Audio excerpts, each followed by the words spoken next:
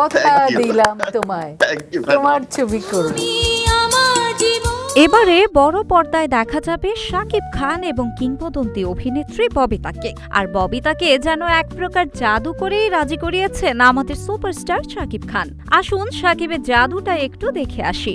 আপনি প্লিজ ছবি করবেন। তোমার আর আমার জন্য সেরকম করণীয় থাকে, জি, তাহলে আসবো আমি ম্যাডাম। করব। সম্প্রতি এক সাক্ষাৎকারে অংশ নেওয়ার সময় যুক্তরাষ্ট্র থেকে ফোন করে ববিতাকে জন্মদিনের শুভেচ্ছা জানান শাকিব। পাশাপাশি গভীর শ্রদ্ধা ও মুগ্ধতার কথাও অকপটে প্রকাশ করেন তিনি। বলেন, দেশে থাকলে তিনি অবশ্যই সশরীরে গিয়ে ববিতাকে শুভেচ্ছা জানাতেন। শুধু বাংলাদেশ নয়, ভারত সহ বিভিন্ন জায়গায় তিনি গর্বের সঙ্গে বলেন, ববিতাই বাংলাদেশের সবচেয়ে বড় আন্তর্জাতিক তারকা। এমনকি নিজের ও জয়া আহসানের প্রসঙ্গ টেনে বলেন, আপনি যে উচ্চতায় পৌঁছেছেন আমরা কেউই সেখানে পৌঁছাতে পারিনি, আপনি আমাদের অহংকার। আমরা শাকিব, শুতেই পারছি না ওই জায়গা।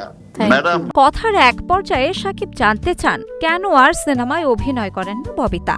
জবাবে কিংবদন্তি এই অভিনেত্রী বলেন, আগের মতো গল্প ও চরিত্র এখন খুব কমই আসে, তাই নতুন কাজে আগ্রহ জন্মায় না। এরপরই শাকিব বিনয়ের সঙ্গে অনুরোধ করে বসেন, ম্যাডাম প্লিজ আবার সিনেমা করুন, এটা শুধু আমার নয় দর্শকদেরও চাওয়া, আমি আবার আপনার সঙ্গে কাজ করতে চাই। শাকিবের আন্তরিকতায় সাড়া দিয়ে ববিতা বলেন, ভালো গল্প আর চরিত্র পেলে অবশ্যই করব, কথা দিলাম তোমার ছবিতে অভিনয় করব। ব্যাস, আর বুঝতে বাকি রইল না, কথার জাদুতেই ববিতাকে রাজি করিয়ে ফেললেন শাকিব খান। হ্যাঁ, তোমার সাথে করব, তোমার সাথে সিনেমা করব। এবার সিনে প্রেমীদের মনে যেন নতুন আশার জন্ম হলো। এখন অপেক্ষা শুধু একটি গল্পের, যেখানে দীর্ঘ বিরতির পর আবারও পর্দায় দেখা যাবে ববিতাকে, আর সঙ্গে থাকবেন সুপারস্টার শাকিব খান।